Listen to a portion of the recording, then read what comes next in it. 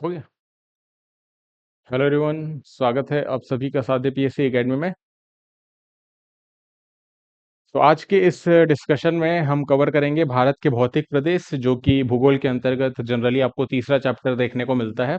इसके बारे में क्या क्या एमसीक्यू एग्जाम में पूछे जा सकते हैं उनको डिस्कस करेंगे। साथ में कुछ जो कंसेप्ट्स है इस चैप्टर के रिकॉर्डिंग, हर एक क्वेश्चन के साथ कुछ अन्य जानकारियां भी डिस्कस करते हुए चलेंगे, ताकि जो पहली बार भी पढ़ रहे हैं उन्हें भी काफी सारी चीजें समझ आ जाए। ठीक है, तो ये तीसरा चैप्टर है जियोग्राफी का। सबसे पहले हमने भारत का सामान्य भौगोलिक परिचय डिस्कस किया था। इसके बाद पिछले क्लास में हमने भारत की भूगर्भिक संरचना से संबंधित जो प्रश्न है उनको डिस्कस किया। आज के क्लास में भारत के भौतिक प्रदेश के बारे में डिस्कस करेंगे, है ना। आप सभी को पता होगा कि भारत को चार भौतिक प्रदेश में डिवाइड किया गया है। एक है हिमालय, उत्तर का जो पर्वतीय क्षेत्र है जिसे हम कहते हैं, जिसके अंतर्गत हिमालय आ जाता है, ट्रांस हिमालय पर्वत श्रृंखला आ जाती है। ठीक है, इसके अलावा हिमालय के दक्षिण में देखेंगे तो सिंधु, गंगा और ब्रह्मपुत्र का मैदान है ना, जिसे उत्तर भारत के मैदान के रूप में भी हम जानते हैं। तीसरा है प्रायद्वीपीय भारत, जिसे प्रायद्वीपीय पठार भी हम कहते हैं। और चौथा है तटवर्ती मैदान और द्वीप समूह। इस प्रकार से अगर हम भारत को बनाएंगे तो एक तो उत्तर का पर्वतीय क्षेत्र हम लोग देखते हैं, इसके बाद है उत्तर भारत का विशाल मैदान, इसके बाद है प्रायद्वीपीय पठार, और फिर हम लोग देखते हैं तटवर्ती मैदान, जो आपको पूर्वी तटीय मैदान और पश्चिमी तटीय मैदान के रूप में दिखेंगे, और द्वीप समूह, जिसके अंतर्गत लक्षद्वीप और अंडमान निकोबार द्वीप समूह आ जाते हैं। ठीक है, इसी से संबंधित आपको कई सारे कंसेप्ट देखने को मिलेंगे, जैसे पर्वतीय दर्रों के बारे में आप पढ़ेंगे, घाटियों के बारे में हम पढ़ते हैं इस चैप्टर में, है ना। तो काफी सारी चीजें हम पढ़ते हैं इस चैप्टर के अंतर्गत। तो इन्हीं से संबंधित आपको एमसीक्यूज देखने को मिलेंगे इस डिस्कशन में। पहला जो क्वेश्चन है आज का वो ये है कि नाग टिब्बा जो पर्वत श्रेणी है वो निम्नलिखित में से किस राज्य में अवस्थित है। नाग टिब्बा पर्वत श्रेणी बताना है आपको। जम्मू कश्मीर में है, हिमाचल प्रदेश में है, उत्तराखंड में है, या फिर असम में है। जिन्हें नहीं पता उन्हें मैं बता दूं कि उत्तर के पर्वतीय क्षेत्र के अंतर्गत चार पर्वत श्रृंखलाएं आपको कंटिन्यूस देखने को मिलेंगी। सबसे उत्तर में है ट्रांस हिमालय, फिर आपको महान हिमालय देखने को मिलेगा, महान हिमालय के दक्षिण में लघु हिमालय है, और फिर है शिवालिक। ठीक है, तो राज्यों के बारे में आप याद रखेंगे। सबसे पहले कौन सा हो गया, ट्रांस हिमालय, फिर है ग्रेटर हिमालय जिसे हम महान हिमालय भी कहते हैं, फिर है लेजर हिमालय जिसे हम लघु हिमालय कहते हैं, और उसके बाद है शिवालिक। ठीक है, तो सबसे पहले तो आपको बताना है कि ये नाग टिब्बा पर्वत श्रेणी किस राज्य में है। और कई बार ये भी प्रश्न पूछा जाता है कि ये कौन से पर्वत श्रेणी का हिस्सा है ना।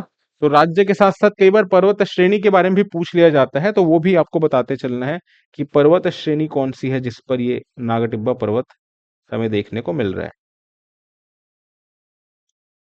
ठीक है, तो सबसे पहली बात तो मैं आपको बता दूं कि नाग टिब्बा पर्वत श्रेणी जो है वो आपको देखने को मिलेगी उत्तराखंड राज्य में, है ना। तो राइट आंसर तो हो जाएगा ऑप्शन सी। लेकिन जब इस प्रकार से प्रश्न पूछा जाए कि ये कौन से श्रेणी का हिस्सा है, तो ध्यान में रखना ये आता है लेजर हिमालय के अंतर्गत। नाग टिब्बा हो गया, मसूरी हो गए, ये दो प्रमुख पर्वत श्रेणियां हैं जो आपको देखने को मिलेंगी उत्तराखंड में, और दोनों ही आते हैं इसके अंतर्गत, लघु हिमालय के अंतर्गत। एक नाग टिब्बा याद रखना है, दूसरा है मसूरी। ठीक है, ये दोनों आते हैं लघु हिमालय के अंतर्गत, और कौन से राज्य में है, तो उत्तराखंड में है। क्लियर, ये आपको ध्यान में रखना कंसेप्ट है। काफी बार इस टॉपिक से रिलेटेड प्रश्न पूछे जाते हैं। इसी प्रकार से अगर हम लोग हिमाचल प्रदेश में चले जाएंगे तो आपको और भी पहाड़ियां देखने को मिलेंगी, जैसे कि धौलाधर हम कहते हैं, ये भी लघु हिमालय का ही पार्ट है, और कहां पर है, हिमाचल प्रदेश में है।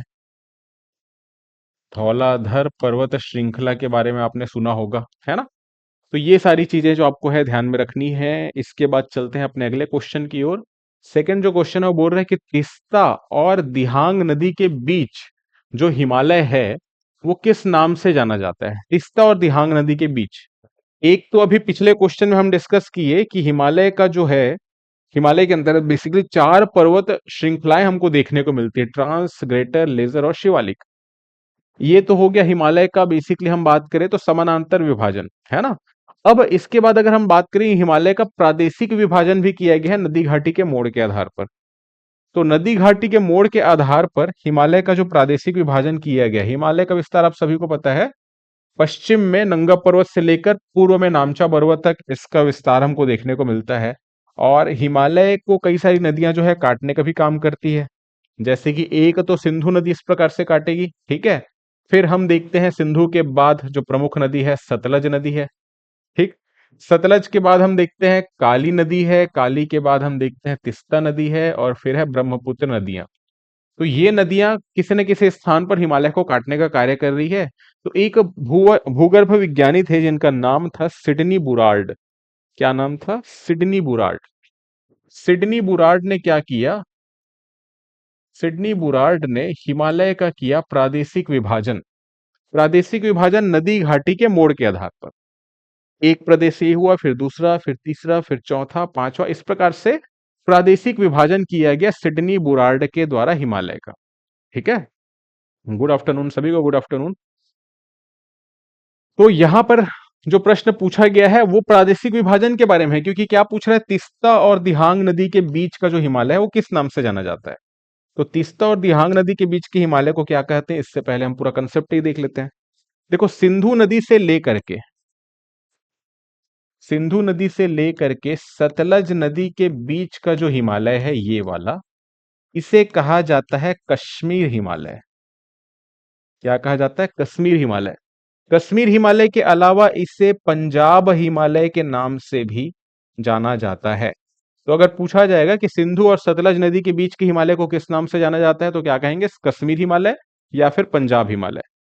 इसके बाद सतलज नदी से लेकर के काली नदी, ठीक है, काली नदी को लेकर भारत और नेपाल के बीच विवाद भी रहता है बाउंड्री को लेकर, है ना। तो सतलज और काली नदी के बीच का जो हिमालय है, इस हिमालय को कहा जाता है कुमायूं हिमालय। कुमायूं और गढ़वाल जो है, जिन्हें नहीं पता उन्हें बता दो कि कुमायूं और गढ़वाल जो है उत्तराखंड में दो डिवीजन है, दो संभाग है। ठीक है, क्लियर है। तो कुमायूं हिमालय कहां से कहां तक के क्षेत्र को कहा जा रहा है? सतलज से काली नदी के बीच का जो हिमालय है उसे कहा जा रहा है कुमायूं हिमालय। अब काली नदी से लेकर के तिस्ता नदी, ठीक है, काली नदी से लेकर के तिस्ता नदी के बीच का जो हिमालय है, इस क्षेत्र को हम जानते हैं नेपाल हिमालय के नाम से। नेपाल हिमालय इसलिए क्योंकि यहां पे जो हिमालय है ना, वो आपको नेपाल में देखने को मिलेगा। ठीक, उत्तर प्रदेश बिहार में तो देखने को नहीं मिलेगा, आपको नेपाल में देखने को मिलेगा। तो काली और तिस्ता नदी के बीच के हिमालय को नेपाल हिमालय भी कहते हैं, या फिर इसे मध्य हिमालय के नाम से भी जाना जाता है। क्लियर है सभी को? Good afternoon. एक बार वीडियो को लाइक जरूर कर देंगे सभी, और शेयर भी करेंगे अपने दोस्तों के साथ, ताकि ज्यादा से ज्यादा लोग जुड़ सके, है ना।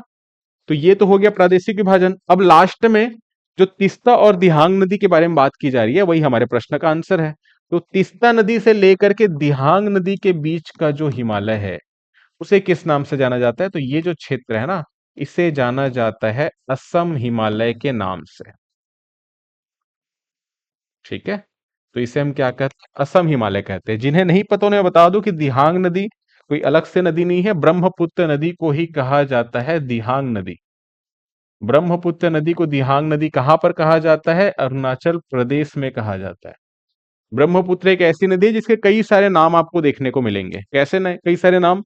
एक तो अरुणाचल प्रदेश में इसे कहते हैं दिहांग नदी, या सियांग नदी भी कहते हैं। दिहांग बोलो या सियांग बोलो, इस नाम का प्रयोग किया जाता है ब्रह्मपुत्र के लिए अरुणाचल प्रदेश में। इस नदी का उद्गम कहाँ पे हुआ है? चाइना में हुआ है ना, तिब्बत के पठार में, रिजन वैली में हुआ है। ठीक है, तो बोखरचू ग्लेशियर में इसका सॉरी, आंगसी ग्लेशियर में इसका आंगसी ग्लेशियर से इसका उद्गम हमें देखने को मिलता है ब्रह्मपुत्र का। तिब्बत के पठार में पूरा ये प्रवाहित होती है, और तिब्बत चाइना के अंतर्गत आता है। वहां पर इस नदी को कहा जाता है सांगपो।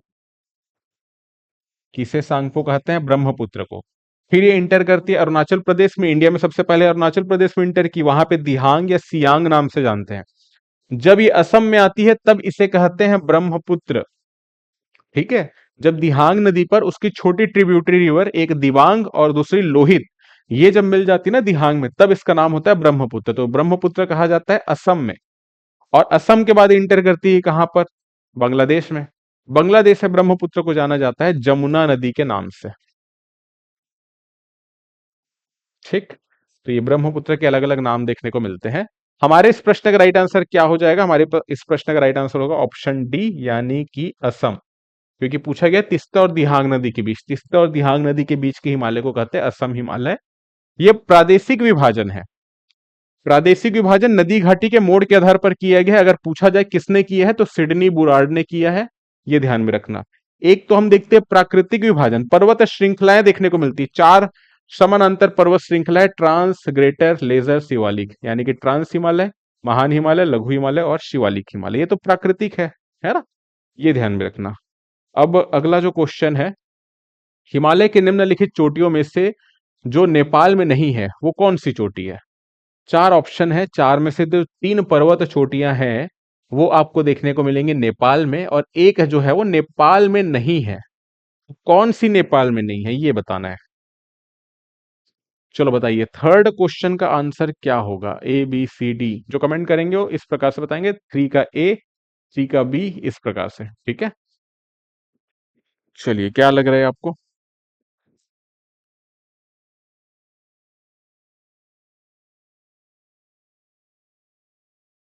आसान सा प्रश्न है। सारे के सारे जो प्रश्न है भारत के भौतिक प्रदेश टॉपिक से संबंधित है।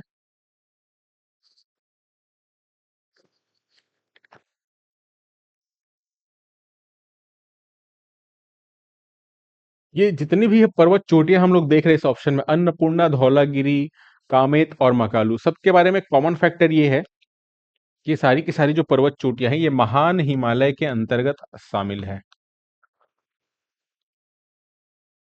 महान हिमालय, जिसे हम ग्रेटर हिमालय के नाम से भी जानते हैं।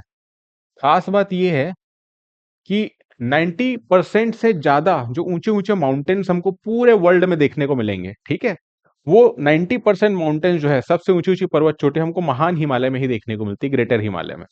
ठीक है, यहाँ पे जो प्रश्न पूछा गया है इसके बारे में ध्यान में रखना कि अन्नपूर्णा की बात करें, धौलागिरी की बात करें और मकालू की बात करें, ये तीनों जो पर्वत चोटियां हैं ये महान हिमालय में तो है, लेकिन भारत में नहीं है। ये कौन से देश में है? ये नेपाल में है। जबकि कामेत जो पर्वत चोटी है वो इस प्रश्न का राइट आंसर है, क्योंकि कामेत पर्वत चोटी के बारे में ध्यान में रखना है, ये भारत में है। भारत में है तो कौन से राज्य में है? ये भारत के उत्तराखंड राज्य में है। ठीक है, उत्तराखंड के कई सारे फेमस माउंटेन पीक्स हैं, जैसे कि सबसे फेमस तो है नंदा देवी। ठीक है, तो नंदा देवी तो सबसे इंपॉर्टेंट माउंटेन पीक में से है इंडिया का, और ये उत्तराखंड में है। नंदा देवी के अलावा यहाँ पर त्रिशूल भी देखने को मिलेगा, और त्रिशूल के अलावा कामेत, ये सबसे प्रमुख पर्वत चोटियों में से एक है भारत की, जो उत्तराखंड में स्थित है। तो इस प्रश्न का राइट आंसर होगा ऑप्शन सी। क्लियर है? अब चलते हैं अगले प्रश्न की ओर। जो चौथा क्वेश्चन है आज के हमारे डिस्कशन का, उसे पूछा जा रहा है कि शिवालिक ढाल के समानांतर नदियों द्वारा बिछाई गई ककरीली सकरी पट्टी किस नाम से जानी जाती है? किस नाम से जाना जाता है? बांगर कहते हैं हम, तराई कहते हैं, भाबर कहते हैं, या फिर कांकर कहते हैं? क्या कहते हैं? देखो, अगर हम बात करेंगे इस प्रकार से जैसे हम डिस्कस कर रहे हैं कि सबसे उत्तर की पर्वतीय क्षेत्र की अगर हम बात करेंगे तो सबसे पहले ट्रांस हिमालय। ट्रांस हिमालय के नीचे आपको देखने को मिलेगा क्या? महान हिमालय। महान हिमालय के बाद है लघु हिमालय, और लघु हिमालय के बाद हमको क्या देखने को मिलता है? शिवालिक हिमालय। ठीक है, ये हमको देखने को मिलता है। अब आप सभी को पता है कि ये जो क्षेत्र है पर्वतीय क्षेत्र है, और क्योंकि यहाँ पर ऊंचाई पर्वतों की काफी ज्यादा है, ठीक है, ये क्षेत्र भी बेसिकली हम देखते हैं कि उप उष्ण कटिबंध में आता है। इसके कारण से यहाँ पर बड़े बड़े आपको हिमनद देखने को मिलेंगे, ग्लेशियर देखने को मिलेंगे। ठीक है, तो ग्लेशियर है, हिमनद है यहाँ पर, तो ऑब्वियस सी बात है ग्लेशियर के पिघलने से यहाँ पर नदियों का फॉर्मेशन भी होगा। तो यहाँ से कई सारी नदियों का उद्गम भी होता है, खासतौर पर अगर हम बात करें तो महान हिमालय क्षेत्र से। ठीक है, तो यहाँ पे जैसे कि आपको गंगा नदी देखने को मिल जाएगी, इसके अलावा आपको यमुना नदी का प्रवाह देखने को मिलेगा, उद्गम। ठीक है, इसके अलावा आपको घाघरा नदी है, गंडक नदी है, कोसी नदी है, तो कई सारी आपको नदियां देखने को मिलेगी जिनका उद्गम हो रहा है हिमालय के पर्वतीय क्षेत्र से। और जब ये नदियां शिवालिक ढाल के नीचे प्रवाहित होती है, तो शिवालिक मतलब इस वाले पर्वत की हम बात कर रहे हैं। ठीक है, तो यहां से जब ये प्रवाहित होंगी तो नदियां अपने साथ केवल पानी लेकर नहीं आ रही है, जल लेकर के नहीं आ रही है, नदियां अपने साथ ना अवसाद भी लेकर के आती है, मिट्टी के डिपॉजिट भी लेके आती है। फॉर एग्जाम्पल ये हो गया शिवालिक, है ना। इस प्रकार से हम मान लेते हैं यह शिवालिक है। और शिवालिक को पार करके नदियां जो है, जब मैदानी क्षेत्र में इंटर करेगी, ये नदी अपने साथ केवल पानी ही लेकर के नहीं आएगी। ये तो अब देख रहे हैं हम लोग समतल मैदान में हो रही है प्रवाहित, लेकिन जब ये पर्वतीय क्षेत्र से इंटर करती है कहां पर, मैदानी क्षेत्र की ओर, तो अपने साथ ये कंकड़ पत्थर के विशाल भंडार लेकर के भी आती है। और कंकड़ पत्थर के जब ये विशाल भंडार लेकर के आती है, ठीक है, तो वो आपको कुछ इस प्रकार से देखने को मिल जाएंगे। पहले तो कंकड़ पत्थर को वो गिराने का काम करेगी, है ना, और इसके बाद वो मैदानी क्षेत्र में नदी जो है प्रवाहित हो जाएगी। तो यहाँ पे यही पूछा जा रहा है, शिवालिक ढाल के समानांतर नदियों द्वारा बिछाई गई जो ककरीली सकरी पट्टी है, यानी कि इसी पट्टी की हम बात कर रहे हैं, इसे किस नाम से जाना जाता है, क्या कहा जाता है इसे, यही पूछा जा रहा है। बांगर कहते हैं, तराई कहते हैं, भाबर कहते हैं, या फिर कांकर कहते हैं। नीलिमा बोल रही है 4 का बी आएगा, तराई कहते हैं। बट इस प्रश्न का जो राइट आंसर है वो तराई नहीं है। आपको ध्यान में रखना है, क्या कहा जाता है इसे, तराई नहीं कहा जाता। ये जो क्षेत्र है बेसिकली, कई लोगों को डाउट हो सकता है ककरीली सकरी पट्टी लिखा है क्वेश्चन में, तो इसका राइट आंसर कांकर होगा, बट कांकर भी नहीं है, तराई भी नहीं है। इस क्षेत्र को क्या कहा जाता है, और बाकी सब भी कमेंट करके बताएं क्या लग रहा है।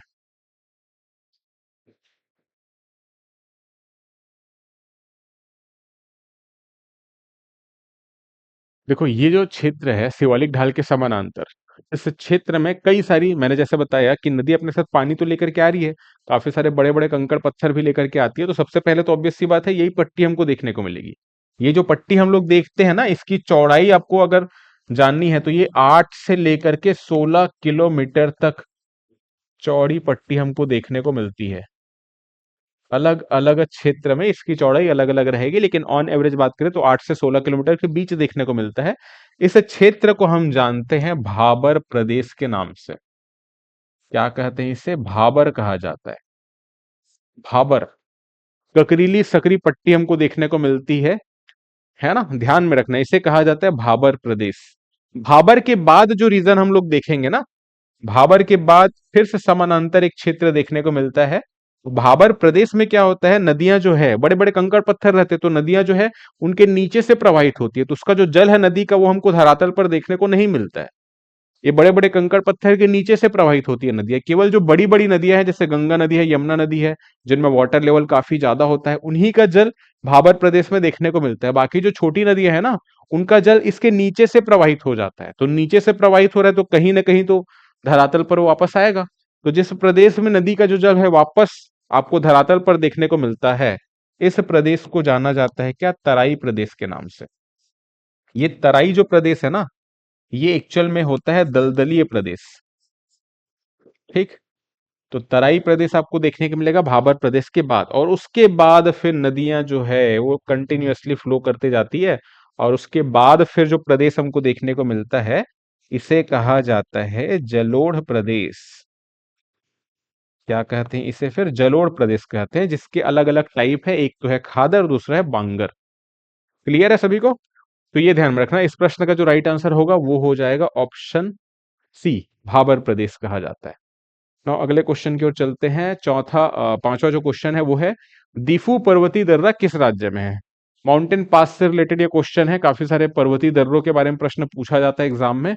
तो पर्वतीय दर्रा, इसमें किसकी बात की जा रही है, दीफू पर्वतीय दर्रा असम में है, उत्तराखंड में है, अरुणाचल प्रदेश में है, या फिर मिजोरम में है, किस राज्य में आपको देखने को मिलेगा।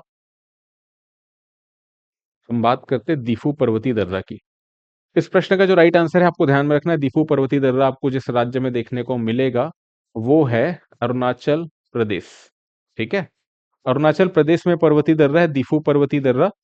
और काफी इंपॉर्टेंट पर्वतीय दर्रा है, क्योंकि ये है तो इंडिया में, इंडिया के अरुणाचल प्रदेश में, लेकिन ये ट्राई जंक्शन का काम करता है। ये जो दर्रा है वो कनेक्ट करता है इंडिया साथ में तिब्बत, तिब्बत यानी कि चाइना की हम बात कर रहे हैं, और एक जो और कंट्री है वो है म्यांमार। ठीक है, तो म्यांमार चीन और भारत को कनेक्ट करने का काम करता है दीफू पर्वतीय दर्रा। कौन से राज्य में है? अरुणाचल प्रदेश में है। मोस्ट इंपॉर्टेंट है, काफी बार प्रश्न पूछा जा चुका है यहां से, तो ध्यान में रखना। इस प्रश्न का राइट आंसर होगा ऑप्शन सी। छठवां क्वेश्चन है, भारत के सबसे दक्षिण में कौन सी पर्वतमाला स्थित है? आपके पास चार ऑप्शन है, नीलगिरी, जावेदी, अन्नामलाई और इलायची, और ये बताना है कि सबसे दक्षिण में इनमें से कौन सी पर्वतमाला है। ऑब्वियस सी बात है, मैपिंग वाला क्वेश्चन है, तो जब तक मैप में इनकी लोकेशन आपको क्लियर नहीं होगी तो आप इस प्रश्न को बना नहीं पाएंगे, आंसर नहीं निकाल पाएंगे। तो हमको तो ये पता होना चाहिए कि ये पर्वत जो श्रेणियां हैं वो कौन कौन से राज्य में, और साथ में लोकेशन भी कहाँ कहाँ पर है, ये ध्यान में रखना जरूरी है। एक एक करके डिस्कस करते हैं। नीलगिरी पर्वत की अगर हम लोग बात करेंगे तो नीलगिरी पर्वत कौन से राज्य के अंतर्गत आपको देखने को मिलता है? नीलगिरी पर्वत का जो विस्तार है वो ऐसे बात किया जाए तो मेनली तीन राज्य में है ना। लोकेशन आपको कुछ यहाँ पास देखने को मिलेगी इंडिया के मैप में।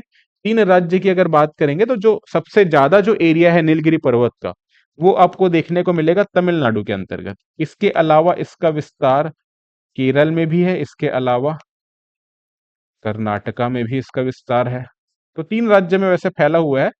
लोकेशन आपको इस प्रकार से देखने को मिलेगी, सबसे ज्यादा जो एरिया है वो आपको मिलेगा तमिलनाडु के अंतर्गत। ठीक है, सेकंड जो है जावेदी, जावेदी भी आपको देखने को मिलेगा तमिलनाडु में। तमिलनाडु में कुछ यहां पे देखने को मिलेगा जावेदी की लोकेशन, है ना। इसके बाद देखते हैं अन्नामलाई। अन्नामलाई का विस्तार वैसे तो मेनली आपको मिलेगा कहां पर? केरल में, कुछ हिस्सा इसका तमिलनाडु में भी है। ये हो गया अन्नामलाई, ये है जावेदी, ये तो हो गया नीलगिरी। ठीक है, और लास्ट में इलायची। इलायची पहाड़ी अन्नामलाई पहाड़ी की और दक्षिण में है। इलायची पहाड़ी को कार्डेमम पहाड़ी के नाम से भी जाना जाता है। ठीक है, तो इस प्रश्न के अकॉर्डिंग हमारा जो राइट आंसर होगा वो क्या होगा? इलायची पहाड़ी सबसे दक्षिण में है दिए गए ऑप्शन के अकॉर्डिंग। ठीक है, तो हमारा जो राइट आंसर होगा इस क्वेश्चन का वो हो जाएगा इलायची पहाड़ी, यानी कि ऑप्शन डी। कौन सी पर्वतमाला सबसे दक्षिण में है? तो इलायची पहाड़ी है, इस ऑप्शन के अकॉर्डिंग बात कर रहे हैं ना। ठीक है, तो ये हो जाएगा हमारे इस प्रश्न का राइट आंसर। तो इससे आपको सीखने को क्या मिलेगा? इससे आपको सीखने को ये मिलेगा कि मैपिंग वाले जो प्रश्न है, लोकेशन बेस्ड क्वेश्चन काफी सारे पूछे जाते हैं। तो हमको न सिर्फ ये जानना है कि कौन से राज्य में, साथ साथ ये भी पता होना चाहिए कि उनकी लोकेशन कहाँ कहाँ पर है, तभी हम इस प्रकार के क्वेश्चन को बना पाएंगे। और सीजीपीएससी की बात करें तो ऐसे प्रश्न काफी सारे पूछे जाते हैं, है ना, मैप बेस्ड क्वेश्चन। छत्तीसगढ़ से भी इस प्रकार से प्रश्न पूछे जाएंगे, तो छत्तीसगढ़ के भी जो पर्वत पहाड़ घाटी है उनके बारे में आपको ध्यान में रखना है। क्लियर? अब अगला क्वेश्चन है, पूर्वी घाट का जो सबसे ऊंचा शिखर है वो कौन सा है? दोदा बेटा है, अनाईमुड़ी है, जिंदा गद्दा है, या फिर अरमाकोंडा है? पूर्वी घाट की बात कर रहे हैं। ये हमारा हो गया प्रायद्वीपीय भारत। प्रायद्वीपीय भारत के पश्चिम में आपको लगातार पर्वत श्रृंखला देखने को मिलेगी, समानांतर। ठीक है, कंटिन्यूअस। इस पहाड़ी को हम कहते हैं क्या? पश्चिमी घाट, क्योंकि ये पश्चिम में है। ठीक है, इसे क्या कहते हैं? पश्चिमी घाट। जबकि इसके पूर्व में भी हमको पहाड़ी देखने को मिलती है, और इसकी विशेषता ये है कि जैसे पश्चिमी घाट कंटिन्यूअस है, लगातार है, पूर्वी घाट जो है लगातार नहीं है, कटे फटे भाग में आपको देखने को मिलेगा। ठीक है, कुछ इस प्रकार से। क्यों कटे फटे भाग में देखने को मिलता है? इसलिए कटे फटे भाग में देखने को मिलता है क्योंकि सबसे पहली बात तो इनका जो निर्माण है वो काफी पहले हो चुका है। काफी पहले बोलने का मतलब है, अरावली का जब निर्माण हुआ उसके बाद बेसिकली हम लोग देखते हैं विंध्यन पर्वत श्रेणी और पूर्वी घाट का निर्माण हुआ है। तो भारत के सबसे प्राचीनतम पर्वत श्रृंखला में से एक है। इसके अलावा आपको सभी को पता है कि काफी सारी जो प्रायद्वीपीय नदियां हैं बड़ी बड़ी, जैसे महानदी की बात करें, गोदावरी है, कृष्णा, कावेरी है, इन नदियों का उद्गम पश्चिमी घाट वाले क्षेत्र से तो हो रहा है, और ये पूर्व की ओर प्रवाहित होते बंगाल की खाड़ी में अपना जल गिराती है। तो इन नदियों के द्वारा लाया गया जो पानी है लगातार, वो इनको काटने का काम प्राचीन काल से करते रहे हैं। इसके कारण से यहाँ पर आपको गैप देखने को मिलता है। ठीक है, अब ये पूर्वी घाट है, इसका सबसे ऊंचा शिखर कौन सा है? तो पूर्वी घाट का जो सबसे ऊंचा शिखर है वो आपको याद रखना है। इसका जो राइट आंसर है वो है जिंदा गदा। ठीक है, जिंदा गदा जो है ये पूर्वी घाट का सबसे ऊंचा पर्वत शिखर है। किस राज्य में है, तो राज्य के बारे में आपको याद रखना है, ये जिस राज्य में है वो है आंध्र प्रदेश। और इसकी जो ऊंचाई है वो कितनी है, सबसे ऊंचा शिखर है तो याद रखना 1690 मीटर। 1690 मीटर कहां से, सी लेवल से इसकी ऊंचाई है जिंदागदा की। आंध्र प्रदेश में है। आंध्र प्रदेश में भी ध्यान में रखना है, विशाखापट्टनम के अंतर्गत ये आता है। ठीक है, तो विशाखापट्टनम के अंतर्गत ये माउंटेन पीक हमको देखने को मिलता है, 1690 मीटर ऊंचाई है। कुछ बुक में आपको मिल सकता है अरमाकोंडा, बट अरमाकोंडा के बारे में याद रखना है, अरमाकोंडा भी हम देखेंगे कहां पर, विशाखापट्टनम में है। बट ये सेकंड सबसे ऊंचा शिखर है पूर्वी घाट का, इसकी ऊंचाई है 1680 मीटर। ठीक है, 1690 मीटर जिंदागदा, 1680 मीटर जो है वो है अरमाकोंडा। तो इस प्रश्न का राइट आंसर क्या होगा, इस प्रश्न का राइट आंसर हो जाएगा जिंदागदा, ऑप्शन सी। क्लियर है सभी को। बाकी अगर हम बात करें अनाईमुड़ी और दोदा बेटा की, तो पश्चिमी घाट की, पश्चिमी घाट मतलब इस रीजन की बात करें, सबसे ऊंची चोटी की हम बात करेंगे तो वो है अनाईमुड़ी। पश्चिमी घाट की सबसे ऊंची चोटी कौन सी है, अनाईमुड़ी। अनाईमुड़ी जो पीक है वो जिस राज्य में आपको देखने को मिलेगी वो है केरल। ठीक है, और इसकी जो ऊंचाई है वो है 2695 मीटर। ये सबसे ऊंचा शिखर है पूरे प्रायद्वीपीय भारत का, पूरा प्रायद्वीपीय भारत। सबसे ऊंचा शिखर ही पूछा जाए तो भी अनाईमुड़ी है, 2695 मीटर। ठीक है, पूर्व पश्चिमी घाट का सबसे ऊंचा शिखर तो भी अनाईमुड़ी है, केरल का सबसे ऊंचा शिखर तो भी अनाईमुड़ी है, ऑब्वियस सी बात है, 2695 मीटर। ठीक है, सेकेंड जो सबसे ऊंची पीक है कहाँ की, दक्षिण भारत की हम बात करें पूरा या पश्चिमी घाट की बात करें, वो आपको देखने को मिलेगा नीलगिरी पर्वत पर, नीलगिरी पर्वत पर जिसका नाम है दोदा बेटा। ठीक है, इसकी जो ऊंचाई है वो है 2637 मीटर। ये पूरे दक्षिण भारत की या हम बात करें पश्चिमी घाट की सेकंड सबसे ऊंची शिखर है, सेकंड सबसे ऊंचा शिखर है कौन सा, दोदा बेटा। कितनी है इसकी हाइट, 2637 मीटर।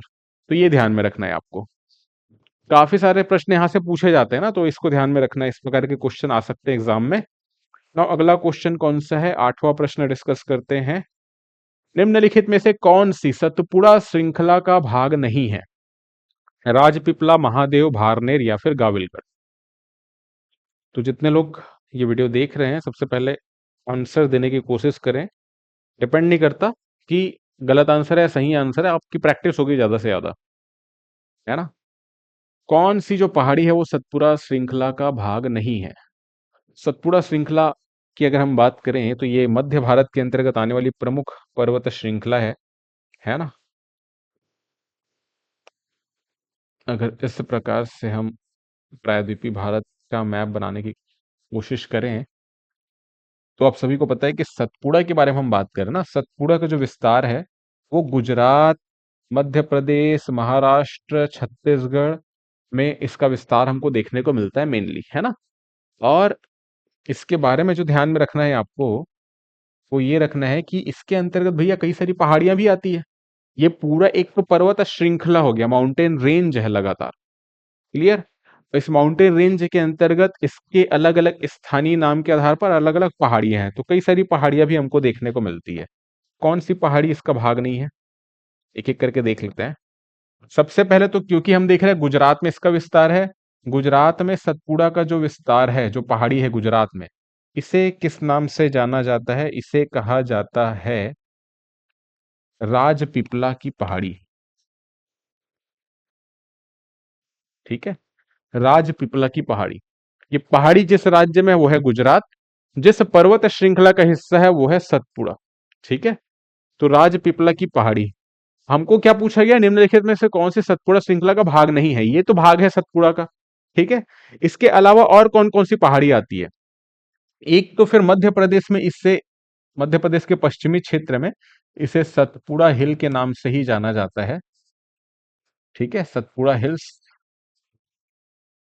इसके बाद इसका विस्तार फिर आगे की ओर होता है, फिर इसे कहा जाता है मुल्ताई की पहाड़ी। ठीक है, मुल्ताई की पहाड़ी। ये मुल्ताई की पहाड़ी आपको सतपुड़ा के अंतर्गत देखने को मिलेगी, जिस राज्य में वो है मध्य प्रदेश। ठीक, मुल्ताई की पहाड़ी के बाद आपको देखने को मिलेगा दक्षिण की ओर इसके थोड़ा, इसे कहा जाता है गाविलगढ़ की पहाड़ी। और गाविलगढ़ की पहाड़ी जो है सतपुड़ा का भाग है, लेकिन जिस राज्य में है वो है महाराष्ट्र। गाविलगढ़ की पहाड़ी कहाँ पर है? महाराष्ट्र में है। गाविलगढ़ के बाद हम देखते हैं, फिर थोड़ा पूर्व की ओर चले जाएंगे तो मध्य प्रदेश में वापस से इसे कहा जाता है महादेव हिल्स, यानी कि महादेव की पहाड़ी। ठीक है।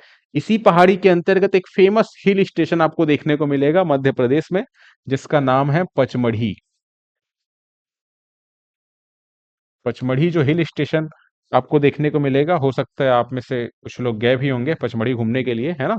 और पूरी की पूरी जो सतपुड़ा पर्वत श्रृंखला है, इसका कोई ना कोई ऐसा शिखर होगा जो सबसे ऊंचा होगा। तो सतपुड़ा पर्वत श्रृंखला का जो सबसे ऊंचा शिखर है, इस शिखर का जो नाम है वो है धूपगढ़। ठीक है। धूपगढ़ जो है वो सतपुड़ा श्रृंखला का सबसे ऊंचा शिखर है। इसकी जो ऊंचाई है वो है 1350 मीटर। और ये जिस स्थान पर है वो पचमढ़ी में है। ठीक है। पचमढ़ी हिल स्टेशन है, एक पर्यटन का काफी बड़ा क्षेत्र है, जहां पर आपको धूपगढ़ भी देखने को मिलेगा। और ये पचमढ़ी हिल स्टेशन जिस पूरे पहाड़ी पर बसा हुआ है वो है महादेव की पहाड़ी। और ये महादेव की पहाड़ी किसका हिस्सा है? सतपुड़ा पर्वत श्रृंखला का हिस्सा है। अब इसके बाद हम बात करते हैं, इसका विस्तार छत्तीसगढ़ में भी देखने को मिलता है। तो छत्तीसगढ़ और मध्य प्रदेश की सीमा पर आपको देखने को जो पहाड़ी मिलेगी उसका नाम है मैकल पर्वत श्रृंखला। ठीक है, या मैकल पहाड़ी। तो ये सारी जो पहाड़ियां वो सतपुड़ा का हिस्सा है। अब देखो, राजपिपला राइट आंसर है। महादेव भी इसका हिस्सा है। गाविलगढ़ भी सतपुड़ा का हिस्सा है। हमारे इस क्वेश्चन के अकॉर्डिंग जो भारनेर है, ऑप्शन सी, वो इस प्रश्न का होता है राइट आंसर, क्योंकि भारनेर जो है वो सतपुड़ा का हिस्सा नहीं है। भारनेर किसका हिस्सा है? भारनेर आपको देखने को मिलेगा विंध्याचल पर्वत श्रेणी के अंतर्गत। तो सतपुड़ा के उत्तर में आपको पता है कि विंध्याचल का विस्तार है। विंध्याचल के अंतर्गत एक पहाड़ी देखने को मिलती है जिसका नाम है भारनेर। ठीक है, तो ये इस प्रश्न का क्या है? राइट आंसर है। क्लियर। अब चलते हैं अगले क्वेश्चन की ओर। नौवां जो प्रश्न है, सबसे छोटी स्थलीय सीमा भारत की किस देश के साथ है? काफी आसान सा क्वेश्चन है, इसको तो आप लोग ही बता देंगे। सबसे छोटी स्थलीय सीमा भारत की किस देश के साथ है? म्यांमार, भूटान, नेपाल या फिर अफगानिस्तान? और किस देश के साथ कितनी लंबी सीमा है, ये भी बताने की कोशिश करेंगे।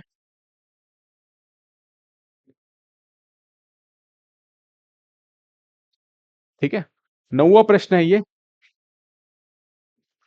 तो इस प्रश्न की अगर हम लोग बात करेंगे, भारत की स्थलीय सीमा 7 पड़ोसी देशों के साथ साझा होती है। 7 पड़ोसी देश में सबसे ज्यादा जो लंबी सीमा भारत बनाता है वो बनाता है किसके साथ? बांग्लादेश के साथ। ठीक है। टोटल जो लंबाई है भारत की सीमा रेखा की वो है 15,106.7 किलोमीटर। ये लंबाई कितने देशों के साथ है? 7 देशों के साथ है। सबसे लंबी सीमा बनाता है भारत किसके साथ? बांग्लादेश के साथ। लेकिन यहां पर यह पूछा गया है कि सबसे छोटी सीमा किसके साथ बनाता है, तो सबसे छोटी स्थलीय सीमा बनाता है भारत किसके साथ? अफगानिस्तान के साथ। ओनली 106 किलोमीटर इस सीमा रेखा की है लंबाई। और एक्चुअल में देखा जाए कि ये सीमा रेखा जो है ना, वो एक्चुअल में भारत के कंट्रोल में नहीं है, क्योंकि भारत के बारे में आप सभी को पता है कि इसका एक हिस्सा जो है वो पाकिस्तान ऑक्यूपाइड कश्मीर है, यानी कि पाकिस्तान के द्वारा कब्जा कर लिया गया है 1947 में। जब इंडिया पाकिस्तान का विभाजन हुआ तब भारत और पाकिस्तान के बीच युद्ध भी हुआ कश्मीर को लेकर। तो कश्मीर का वो हिस्सा जो पाकिस्तान के कब्जे में है उसे कहा जाता है पीओके, पाकिस्तान ऑक्यूपाइड कश्मीर। इसी के अंतर्गत लद्दाख का भी क्षेत्र उनके पास है, और वहीं पर बेसिकली भारत और अफगानिस्तान की सीमा है।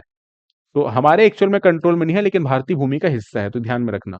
बाकी अगर म्यांमार की बात करेंगे तो म्यांमार के साथ जो सीमा रेखा है उसकी लंबाई है 1643 किलोमीटर। भूटान के साथ जो सीमा रेखा उसकी लंबाई है 699 किलोमीटर। और नेपाल के साथ सीमा रेखा की लंबाई है 1751 किलोमीटर। ये सब आपको याद होने चाहिए, आपको इनको रट के चलना है। ठीक है, कभी भी प्रश्न पूछे जा सकते हैं। तो राइट आंसर क्या होगा? ऑप्शन डी हो जाएगा इस प्रश्न का राइट आंसर। क्लियर है सभी को? नाउ चलते हैं अगले क्वेश्चन की और 10वां जो प्रश्न है हमारे आज का, वो है भारत का कौन सा भू आकृतिक विभाग प्राचीनतम है? उत्तर का पर्वतीय प्रदेश, प्रायद्वीपीय पठार, गंगा ब्रह्मपुत्र का मैदान या फिर समुद्र तटीय मैदान? जैसा कि इस लेक्चर के स्टार्टिंग में मैंने डिस्कस किया था कि भारत को 4 भौतिक प्रदेश में डिवाइड किया जा सकता है। एक तो है उत्तर का पर्वतीय क्षेत्र, तो इस प्रकार से अगर हम इंडिया की मैपिंग करेंगे, ठीक है? उत्तर का जो पर्वतीय क्षेत्र है ये एक विभाग हो जाएगा। आपको उत्तर का पर्वतीय क्षेत्र देखने को मिलेगा। इसके बाद उत्तर भारत का विशाल मैदान है। इसके बाद हम देखते हैं प्रायद्वीपीय पठार, और फिर कुछ इस प्रकार से तटवर्ती मैदान और द्वीप समूह अंडमान निकोबार और लक्षद्वीप, ये सब हमको देखने को मिलते हैं। अब इसमें सबसे प्राचीनतम कौन सा बोलने का क्या मतलब है, सबसे पहले किसका निर्माण हुआ है? पिछली क्लास में हम लोग जियोलॉजिकल टाइम स्केल के बारे में देखे थे, तो यहां पे आपको पता है ना सबसे पहले किसका निर्माण हुआ है? ठीक है, कवासी बोल रहे हैं, ऑप्शन डी प्राचीनतम समुद्र तटीय मैदान। चलिए डिस्कस करते हैं। अगर इस प्रश्न के आंसर पे अगर हम चले जाएं तो यहां पे ध्यान में रखना है कि सबसे प्राचीनतम जो क्षेत्र है, भू आकृतिक विभाग है, वो है ऑप्शन नंबर बी, यानी कि प्रायद्वीपीय पठार। ठीक है, आपको ध्यान में रखना है कि जैसे पिछली क्लास में मैंने बताया था कि पहले ये हमारी पृथ्वी पर एक महाद्वीप हुआ करता था, और इस महाद्वीप का नाम था क्या? पेंजिया। क्या नाम था इसका? पेंजिया। पेंजिया फिर बाद में इसका हुआ विखंडन। तो पेंजिया का विखंडन हमको देखने को मिलता है। ये दो भाग में डिवाइड हो गया। कौन कौन से दो भाग में? उत्तर की ओर जो महाद्वीप बना इसे कहा गया लॉरेशिया, जिसे अंगारा लैंड के नाम से भी जानते हैं, और दक्षिण वाले को कहा गया गोंडवाना लैंड। ऊपर वाले को कहा गया लॉरेशिया या अंगारा लैंड, नीचे वाले को कहा गया गोंडवाना लैंड। लॉरेशिया का फिर से विखंडन हुआ, फिर अलग अलग महाद्वीप बनेंगे, जिसके अंतर्गत उत्तरी अमेरिका है, यूरोप है, एशिया है, ये सब का निर्माण हुआ। गोंडवाना लैंड का भी विखंडन हुआ, जिसमें फिर दक्षिण अमेरिका, अफ्रीका, ऑस्ट्रेलिया, अंटार्कटिका, ये सब का निर्माण हुआ। और जो भारतीय प्रायद्वीप की भूमि है, जो भारतीय प्रायद्वीप है, ये पहले गोंडवाना लैंड का हिस्सा हुआ करता था। यही जो भूभाग है वो फिर क्या हो जाएगा, इस वाले मैप में हम यहाँ पे बना देते हैं। ठीक है, तो यहाँ पे हमको देखने को मिलता है जो भारतीय भूमि है ना, ये पहले गोंडवाना लैंड का हिस्सा था। ये उत्तर की ओर गति करते हुए एंटी क्लॉकवाइज में उत्तर की ओर गति करता है, और यहाँ पे जो यूरेशियन प्लेट है इससे ये टकरा जाता है। तो सबसे पहले किसका निर्माण हुआ था? प्रायद्वीपीय पठार का। ठीक है, ये सबसे प्राचीनतम भूमि है भारत की अगर बात करें तो।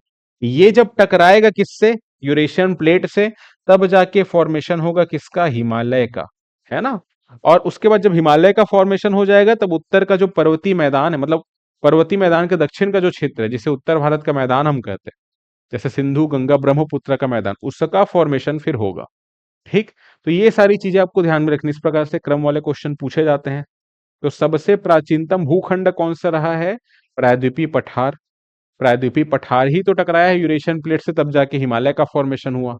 हिमालय का जब फॉर्मेशन होगा तो जो ग्लेशियर्स बनेंगे, वहां पर ग्लेशियर से नदियां निकलेंगी। नदी अपने साथ जल के साथ साथ अवसाद भी लेकर के आ जाएगी। तो फिर यहाँ पे आपको विशाल मैदान का निर्माण देखने को मिलेगा, उत्तर भारत का मैदान जिसे हम कहते हैं। ठीक है, तो इस प्रकार से इनका निर्माण हुआ है। तो इस प्रश्न का राइट आंसर क्या होगा? ऑप्शन बी हो जाएगा। क्लियर सभी को? अब अगला जो क्वेश्चन है 11वां, लद्दाख का वो हिस्सा जिस पर चीन का अधिकार है क्या कहलाता है? गिलगिट, सियाचिन, अक्साई चीन या सो मोरारी? बताइए, लद्दाख का वो हिस्सा जिस पर किसका कंट्रोल है बोला जा रहा है? चाइना का।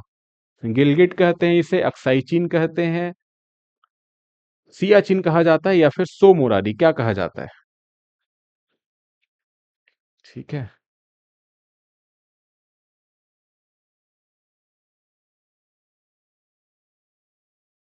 इस प्रकार से हम बना सकते हैं जम्मू कश्मीर और लद्दाख के मैप को।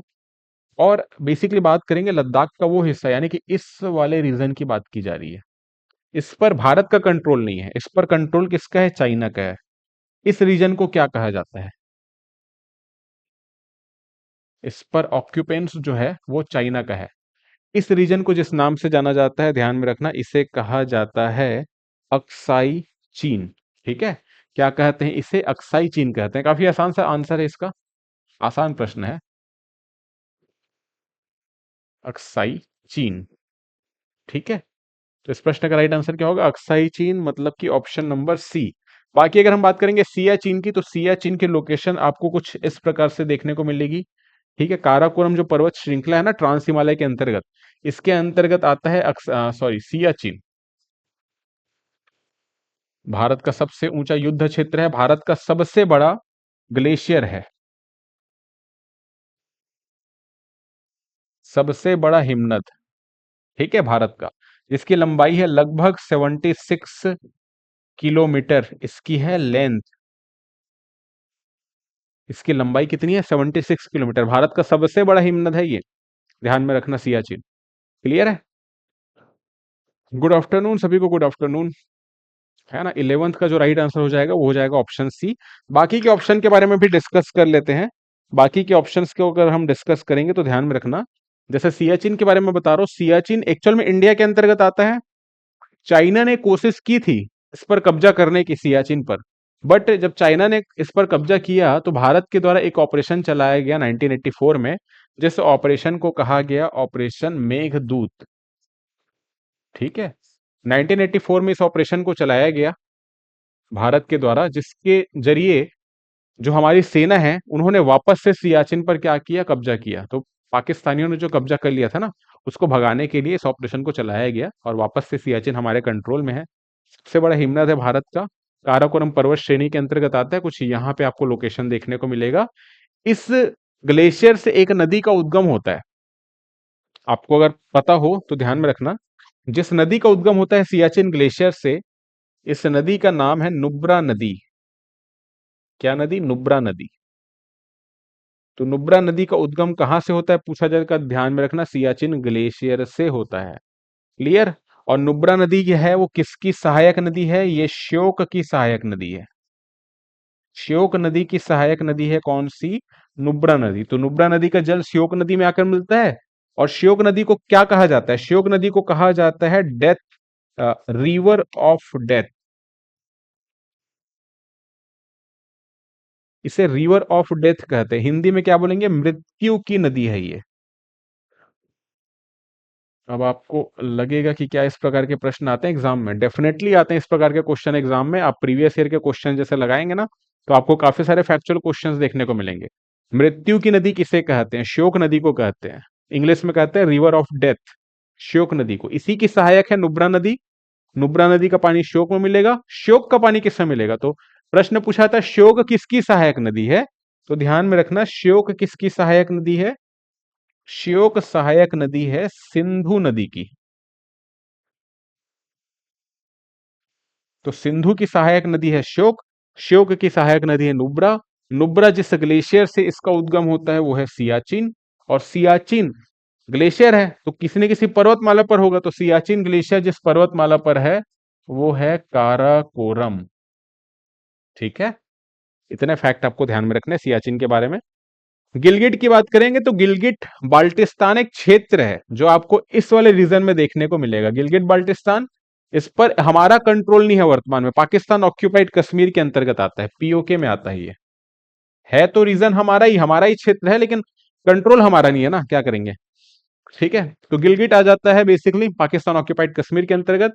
और जो ऑप्शन डी आप देख रहे हैं सो मोरारी, सो मोरारी आप जो देख रहे हैं, सो मोरारी एक्चुअल में एक लेक का नाम है। सो को हम इस प्रकार से लिखते हैं TSO। ठीक है, सो मोरारी जो है वो किसका नाम है? लेक का नाम है, झील का नाम है। तो ये झील कहां पर है? ये झील आपको देखने को मिलेगा लद्दाख केंद्र शासित प्रदेश में। ठीक, सो मोरारी, और एक और झील आपको देखने को मिलेगी उसका नाम है सोकर। तो सोकर और सो मोरारी ये दोनों क्या है? झील है। कहां पर है ये झील? ये दोनों के दोनों झील आपको देखने को मिलेंगे लद्दाख केंद्र शासित प्रदेश के अंतर्गत। ठीक है, समझ आ रहा है सभी को? तो काफी सारे फैक्ट मैं आपको एक क्वेश्चन के साथ बताने की कोशिश कर रहा हूं, क्योंकि ये सारे वो ऐसे फैक्ट है ना जहां से प्रश्न आपको देखने को मिलेंगे।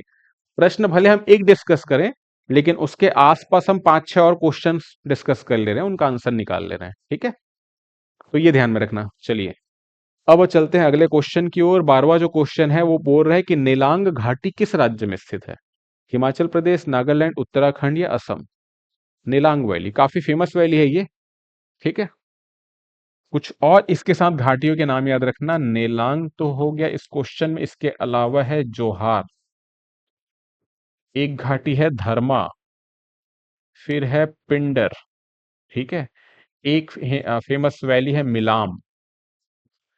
ये सारे जो वैलीज हैं, एक और वैली ले लेते हैं हम लोग, फ्लावर्स वैली, यानी कि फूलों की घाटी।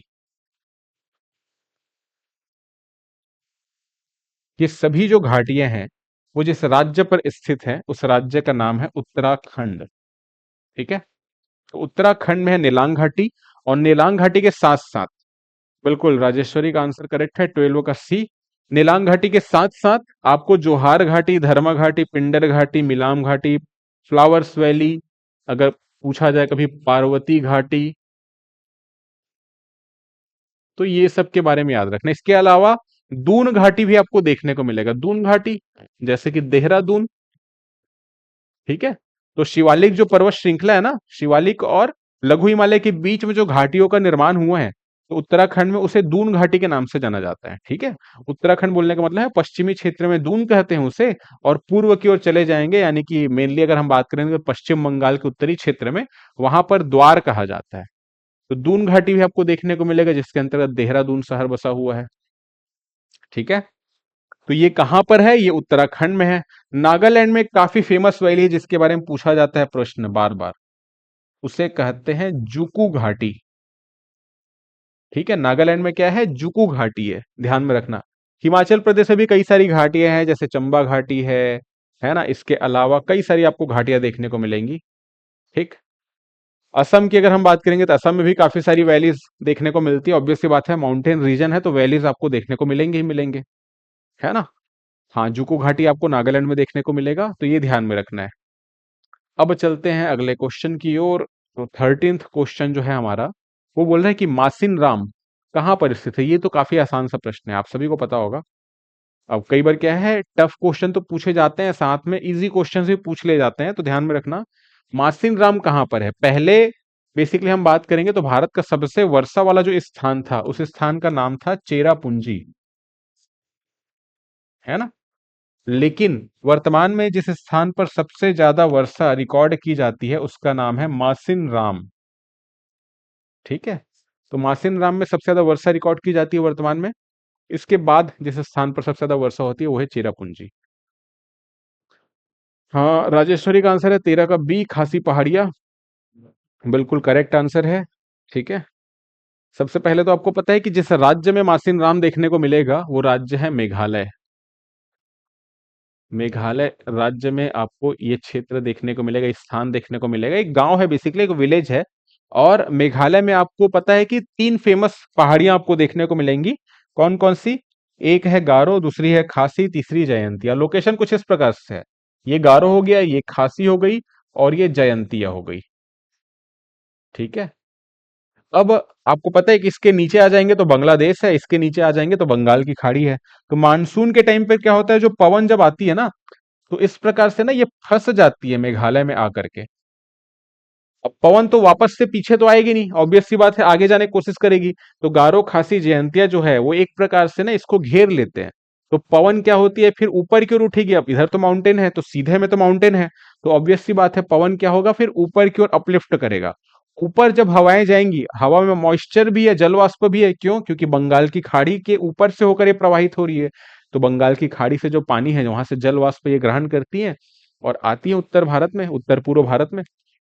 अब गारो खासी जयंतिया जो पहाड़ी है इसको ब्लॉक कर देती है, जिसके कारण हवाएं ऊपर की ओर उठती हैं। जैसे इस प्रकार से आपको पर्वत देखने को मिलेगा, है ना। और हवा इस प्रकार से आती आएंगी अगर, तो ऑब्वियस सी बात है यहाँ पे सामने पर्वत है, तो ये हवाएं ऊपर की ओर उठेंगी। और हवा में क्या है, जल वाष्प भी है। तो जल वाष्प है तो ये फिर हवा ऊपर जाएगी। तो फिर जैसे आप सभी को पता है कि हवाएं जब ऊपर की ओर उठती हैं या आप ऊपर की ओर जब जाएंगे क्षोभ मंडल में, तो फिर टेम्परेचर में क्या, ताप में कमी देखने को मिलती है। तो ताप में कमी होगी तो यहाँ पे संघनन, कंडेंसेशन देखने को मिलेगा, बादल का फॉर्मेशन देखने को मिलेगा। हवा ऊपर की ओर उठ रही है, बादल का निर्माण करेगी, हवा में जल वाष्प भी है, तो बादल का जो निर्माण होगा इसमें भी आपको पानी देखने को मिलेगा। अब यही जो बादल है वो फिर क्या करते हैं, रेनफॉल करते हैं, काफी तेजी से यहाँ पर होती है बारिश। ठीक है, तो काफी तेजी से बारिश होती है। तो पर्वतीय क्षेत्रों में पूछा जाता है ना कि वर्षा क्यों ज्यादा होती है, तो पर्वतीय क्षेत्र में पर्वतीय वर्षा ज्यादा होती है क्योंकि ये हवाओं को ब्लॉक कर देती है। तो पर्वत के इस साइड तो काफी वर्षा होगी, लेकिन फिर जब ये हवाएं नीचे की ओर उतरेंगी इधर से क्रॉस होके, तो ऑब्वियस सी बात है यहां पर तो इन्होंने अपना पूरा का पूरा पानी गिरा दिया। तो यहां पर जब हवाएं आएंगी तो इसमें अब जल वाष्प नहीं रहेगा। तो पर्वत के पीछे वाला जो रीजन रहेगा ना, इसे कहा जाता है वृष्टि छाया क्षेत्र। वृष्टि छाया क्षेत्र कहने का क्या मतलब है? इसे इंग्लिश में कहते हैं रेन शैडो एरिया। क्या कहते हैं? रेन शैडो एरिया, ऐसा क्षेत्र जहां पर वर्षा बहुत कम होती है। ठीक है, तो ये पर्वत के पीछे वाला जो रीजन है वो देखने को मिलता है। अब गारो खासी जयंतिया में ये ब्लॉक कर देती है करके यहाँ पर काफी सारी वर्षा होती है, और ये जो जिस स्थान पर सबसे ज्यादा होती है उसका नाम है मासिन राम। और मासिन राम जो है वो जिस पहाड़ी पर है वो है खासी पहाड़ी पर। ठीक है, तो ये ध्यान में रखना, इसका जो राइट आंसर है वो है खासी पहाड़ी। बाकी के ऑप्शन को अगर हम लोग डिस्कस करेंगे तो ध्यान में रखना, मिकिर जो पहाड़ियां हैं वो आपको जिस राज्य में मिलेगी वो है असम। खासी, गारो और जयंतिया जो पहाड़ी है मेघालय में। और यहाँ पर लुसाई पहाड़ी आपको देखने को मिल रही है। लुसाई पहाड़ी अगर पूछा जाए किस राज्य में है तो ध्यान में रखना मिजोरम। मिजोरम राज्य में है लुसाई पहाड़ी। लुसाई पहाड़ी को मिजो हिल्स के नाम से भी जाना जाता है, मिजो पहाड़ी भी कहते हैं लुसाई पहाड़ी को। ठीक है, तो मिजो हिल्स भी कहा जाता है इसे। और इसकी सबसे ऊंची पर्वत चोटी कौन सी है? मिजो पहाड़ी की या लुसाई पहाड़ी की सबसे ऊंची पर्वत चोटी कौन सी है पूछा जाएगा तो ध्यान में रखना, इसकी सबसे ऊंची पर्वत चोटी का नाम है पावंग पुई। पावंग पुई, या इससे एक और नाम से जानते हैं, ब्लू माउंटेन। ब्लू माउंटेन भी कहा जाता है पावंग पुई को। और ये कहां पर मिलेगा? मिजोरम में। मिजोरम में जो पहाड़ी है लुसाई पहाड़ी, और ये शिखर है, टॉप मोस्ट पीक है। क्लियर है? ध्यान में रखना इतनी सारी चीजों को। बाकी मिकिर पहाड़ी हम देखेंगे असम में, गारो खासी जयंतिया देख रहे हैं मेघालय में, है ना। चलिए अब 14th क्वेश्चन डिस्कस करते हैं। हिमालय पर्वत श्रेणियों में से किस पर्वत श्रेणी को जवाहर टनल पार करती है? जास्कर, पीर पंजाल, धौलाधर, नागटिब्बा। नागटिब्बा के बारे में एक और क्वेश्चन हम डिस्कस किए थे, है ना। गुड आफ्टरनून, गुड आफ्टरनून सभी को। आज लेट हो गई। हाँ, लेट तो हो गए क्योंकि हमारी जो क्लास है वो एक्चुअल में 2 बजे से 3:30 बजे तक चल रही है, तो अभी टाइम हो रहा है 10 मिनट के आसपास का टाइम बचा हुआ है अभी। है ना, क्या है ना, इसके बाद अगली क्लास होगी तो उसका टाइम टेबल एक्चुअल में बिगड़ जाएगा, इसलिए हम ज्यादा लंबा कर नहीं सकते। है ना। 14th क्वेश्चन का राइट आंसर है बी। ऐसा बोल रही है कौन? राजेश्वरी। ठीक है, जवाहर टनल आपको देखने को मिलेगा। कई बार ये प्रश्न पूछा जाता है कि जवाहर टनल कौन से दर्रे पर है। यहां पर पूछा गया हिमालय पर्वत की कौन सी श्रेणी में है जवाहर टनल। पर्वत श्रेणी के बारे में पूछा जा रहा है, कई बार पूछा जाता है कौन से दर्रे पर है। ठीक है, इस प्रश्न का जो राइट आंसर है वो है पीर पंजाल। अब थोड़ा सा और डिस्कस कर लेते हैं जवाहर टनल के बारे में। देखो, जवाहर टनल मतलब इस प्रकार से आपको लगातार माउंटेन्स देखने को मिल रहे हैं। अब माउंटेन को पार करना है तो इस प्रकार से पर्वतीय रास्ते आपको देखने को मिलेंगे। ये जो पर्वतीय रास्ते जो आपको देखने को मिलते हैं इस प्रकार से, जिनके माध्यम से हम पर्वतों को पार करते हैं, इन्हें क्या कहा जाता है? इन्हें कहा जाता है दर्रा। तो हिंदी में हम इसे कहते हैं दर्रा, इंग्लिश में इसे कहा जाता है पास। ठीक है, इसे एक और नाम से जाना जाता है, वो है ला। ला कहां पर कहते हैं? तिब्बती क्षेत्र में कहते हैं। तिब्बतन भाषा में एक ला का मतलब होता है दर्रा। जैसे कि देवसा ला, रोहतांग ला, ठीक है, या खारदुंग ला, ये सब ला शब्द उस लास्ट में प्रयोग हो रहा है। ला का मतलब ही दर्रा होता है। अब अगर हम दक्षिण भारत में चले जाएंगे तो इसे कहते हैं घाट। ठीक है, जैसे थाल घाट, भोर घाट। तो ये रास्ते जो है पर्वतीय क्षेत्र में जो देख रहे हैं प्राकृतिक रूप से जो रास्ते हैं ना, उन्हें कहते हैं दर्रा। ठीक है, जवाहर टनल जिस दर्रे पर बनाया गया, अगर प्रश्न पूछा जाएगा कौन से दर्रे पर है जवाहर टनल, तो ध्यान में रखना कौन से दर्रे पर है। ये है बनिहाल दर्रे पर। बनिहाल दर्रे पर है ये। बनिहाल जो दर्रा है वो आपको जिस राज्य या केंद्र शासित प्रदेश में देखने को मिलेगा वो है जम्मू कश्मीर। जम्मू कश्मीर केंद्र शासित प्रदेश में देखने को मिलेगा ये दर्रा। ये दर्रा जिस पहाड़ी पर है उस पहाड़ी का नाम है पीर पंजाल। पीर पंजाल एक्चुअल में पर्वत श्रृंखला है, ये पर्वत श्रृंखला के अंतर्गत आपको दो दर्रे देखने को मिलेंगे। एक तो बनिहाल दर्रा भी देखने को मिलता है, दूसरा पीर पंजाल दर्रा भी देखने को मिलता है। पीर पंजाल भी दर्रा है यहाँ पर। तो पीर पंजाल दर्रा, बनिहाल दर्रा, दोनों के दोनों जम्मू कश्मीर केंद्र शासित प्रदेश में है। ठीक है, ध्यान में रखना है। और ये जो पीर पंजाल जो पहाड़ी की हम बात कर रहे हैं वो किसके अंतर्गत आता है, तो ध्यान में रखना है ये आता है लघु हिमालय के अंतर्गत। हिमालय पर्वत की अगर हम लोग बात करें उत्तर के पर्वतीय क्षेत्र की, तो चार पर्वत श्रृंखला है। ट्रांस हो गया, फिर है ग्रेटर, फिर है लेजर, और फिर है शिवालिक। तो ये जो लघु हिमालय है ना, लघु हिमालय के अंतर्गत ही आपको जो पहाड़ी देखने को मिलेगी जम्मू कश्मीर में, उसे कहा जाता है पीर पंजाल। कुछ यहाँ पे देखने को मिलेगी जम्मू कश्मीर में, उसे कहते हैं पीर पंजाल। इसके अंतर्गत दो प्रमुख दर्रे हैं, बनिहाल दर्रा और पीर पंजाल दर्रा। बनिहाल दर्रे पर जो टनल बनाया गया है वो है जवाहर टनल, है ना। कुछ इस प्रकार से जैसे पहाड़ में आपको देखने को मिलेगा खुदाई किया गया है, और इस प्रकार से आपको रास्ता देखने को मिलेगा। ठीक है, तो पहाड़ के अंतर्गत टनल बनाया गया है और वो आगे कनेक्ट कर जाएगा। तो जवाहर टनल के बारे में याद रखना है। धौलाधर की बात करें, ये जो पर्वत श्रेणी है वो आपको जिस राज्य में देखने को मिलेगी वो राज्य है हिमाचल प्रदेश। धौलाधर कहाँ मिलेगा, हिमाचल प्रदेश में देखने को मिलेगा। पीर पंजाल जम्मू कश्मीर में, पीर पंजाल का कुछ एरिया हिमाचल प्रदेश में भी है, लेकिन मेनली अगर हम बात करें धौलाधर की, अच्छा ज्यादातर जो एरिया जम्मू कश्मीर में है पीर पंजाल का, थोड़ा हिस्सा इसका आपको हिमाचल प्रदेश से भी देखने को मिलेगा। पीर पंजाल के बारे में याद रखना है। बाकी हम बात करें धौलाधर, धौलाधर आपको कंप्लीटली देखने को मिलेगा हिमाचल प्रदेश में। ये भी लघु हिमालय में आता है। पीर पंजाल, धौलाधर, नाग टिब्बा, मसूरी, ये सब जो पर्वत बेसिकली हम बात कर रहे हैं पहाड़ियों की, तो ये सब लघु हिमालय के अंतर्गत आती हैं। ठीक है, लघु हिमालय के अंतर्गत आते हैं सारे के सारे। पीर पंजाल है जम्मू कश्मीर में, धौलाधर है हिमाचल प्रदेश में, नाग टिब्बा और मसूरी कहां पर है, उत्तराखंड में है। तो नाग टिब्बा कहां पर है, उत्तराखंड में है। इसके बारे में तो पहले भी देखे अभी इसी क्लास में। और जास्कर की बात कर रहे हैं, जास्कर भैया ट्रांस हिमालय के अंतर्गत आता है। ये है सबसे ऊपर में ट्रांस हिमालय। ट्रांस हिमालय के अंतर्गत में तीन रेंज आते हैं, काराकोरम, लद्दाख और जास्कर। तो जास्कर किसके अंतर्गत आता है, ट्रांस हिमालय के अंतर्गत आता है। क्लियर है सभी को।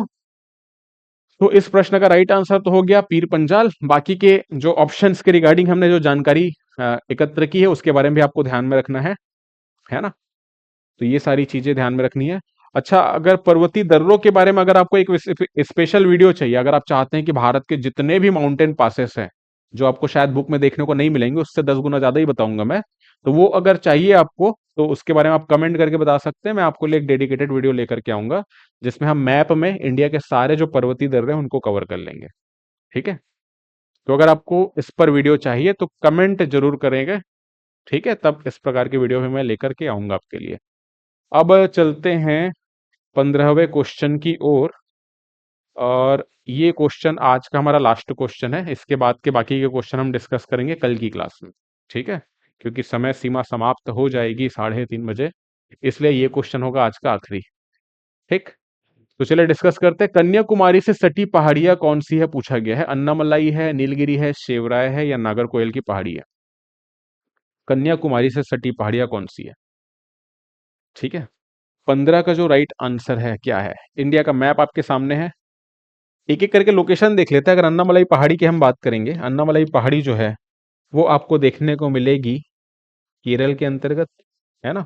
मुख्य तौर पे अगर बात करें तो इसका विस्तार केरल में है, लेकिन कुछ इसका हिस्सा जो है वो आपको तमिलनाडु में भी देखने को मिलेगा। नीलगिरी पहाड़ी की बात करेंगे, नीलगिरी आपको कुछ यहाँ पे देखने को मिलेगी, तमिलनाडु, कर्नाटक, केरल में इसका विस्तार है। शेवराय की पहाड़ी की बात करेंगे तो नीलगिरी के दक्षिण में एक्चुअल में आपको देखने को मिलेगी, सॉरी नीलगिरी के थोड़ा पूर्व की ओर देखने को मिलेगी, कुछ यहाँ पे आपको शेवराय की पहाड़ी देखने को मिलेगी। और जो नागरकोयल की पहाड़ी है वो आपको सबसे दक्षिण में देखने को मिलेगी, कन्याकुमारी से सटी हुई, है ना। तो नागरकोयल के बारे में ध्यान में रखना है कि इसका जो एरिया है वो कहां पर है। नागरकोयल का जो विस्तार है वो तमिलनाडु में है, तमिलनाडु में भी सबसे दक्षिण में, कहां पर, कन्याकुमारी के पास, है ना। तो ये इसके बारे में आपको ध्यान में रखना है। इस प्रश्न का जो राइट आंसर होगा वो हो जाएगा नागरकोयल की पहाड़ी। बाकी के बारे में जैसा हमने देखा, सेवराय की जो पहाड़ी है तमिलनाडु में हम देख रहे हैं। सेवराय की पहाड़ी पर एक फेमस हिल स्टेशन है जिसके बारे में काफी बार एग्जाम में पूछा जाता है। इस हिल स्टेशन का नाम है यारकाड। ठीक है, यारकाड हिल स्टेशन है, ये हिल स्टेशन है। कौन से राज्य पे है पूछा जाएगा, तो ध्यान में रखना तमिलनाडु पे है। तमिलनाडु में भी कौन से पहाड़ी पर है, तो शेवराय की पहाड़ी पर है। जैसे कि ऊटी जो हिल स्टेशन है, इसके बारे में आप सभी को पता ही होगा। ऊटी के बारे में, ऊटी हिल स्टेशन आपको मिलेगा नीलगिरी पहाड़ी के अंतर्गत, तमिलनाडु में है ये भी, और नीलगिरी पहाड़ी पर है। यारकाड जो हिल स्टेशन है वो काफी फेमस है, काफी बार प्रश्न पूछा भी गया यहां से, ये शिवराय पहाड़ी के अंतर्गत आता है ना। तो ये ध्यान में रखना है। हिल स्टेशन मतलब क्या होता है, हिल स्टेशन मतलब होता है पहाड़ी क्षेत्र। इस प्रकार से हिल आपको देखने को मिलेगा, हिल। देखो हिल बोलने का मतलब है, हिंदी में आपको समझाता हूं। एक शब्द आप देखेंगे पर्वत, पर्वत मतलब होता है माउंटेन। ठीक है, माउंटेन। इस प्रकार से आपको देखने को मिलेगी इसकी संरचना। इसका जो ढाल है वो काफी होता है तीव्र, इसकी जो ऊंचाई है वो त्रिभुजाकार होती है। ठीक है, इस पर क्लाइंब करना आसान नहीं होता है। इसकी जो ऊंचाई है वो मिनिमम कितनी होनी चाहिए, मिनिमम होनी चाहिए 900 मीटर। उससे ज्यादा हो जाएगा तो ठीक है, कम नहीं होना चाहिए, 900 मीटर या उससे ज्यादा पर्वत की बात करेंगे तो। एक आपको देखने को मिलती है पहाड़ी। अब जनरली हम लोग सामान्य भाषा में पर्वत और पहाड़ दोनों को एक ही समझने की गलती करते हैं, बट ऐसा नहीं है, दोनों में अंतर है कुछ। पहाड़ी को इंग्लिश में कहा जाता है हिल, पहाड़ या पहाड़ी इंग्लिश में कहते हैं हिल, पर्वत को कहते हैं माउंटेन। ठीक है, इसकी संरचना कैसी होती है, इस प्रकार से। इसका जो शीर्ष भाग है ना वो होता है गोलाकार, शीर्ष भाग गोलाकार है। ये वाला जो शीर्ष भाग है कैसा है, गोलाकार है। पर्वत में कैसा देख रहे हैं, त्रिभुजाकार है शीर्ष। इसका जो ढाल है, ये वाला जो रीजन है ना, ग्राउंड लेवल से इसका जो ढाल है वो मंद है, स्लोप है, मंद है। यहाँ पर जो ढाल है पर्वत का वो कैसा है, तीव्र है। यहाँ पे क्लाइंब करना काफी मुश्किल है। पहाड़ी को क्लाइंब करना कंपेरेटिवली पर्वत के आसान है। तो ऐसा जो क्षेत्र है ना, जो ऊंचा रहेगा, जिसका शिखर ऊपर का जो क्षेत्र है वो गोलाकार टाइप का रहेगा, इसे कहते हैं हिल। तो यहाँ पे मानव बसाहट जो है वो आसान है ना, क्योंकि यहाँ पे ढाल भी क्या है, मंद है, ऊंचाई भी एक प्रकार से गोलाकार है। तो यहाँ पे मानव बस्ती आसानी से बसाई जानी पॉसिबल है। जैसे शिमला हो गया, मनाली हो गया, ये सब जो देखेंगे हम लोग बोलते हैं ना हिल स्टेशन है।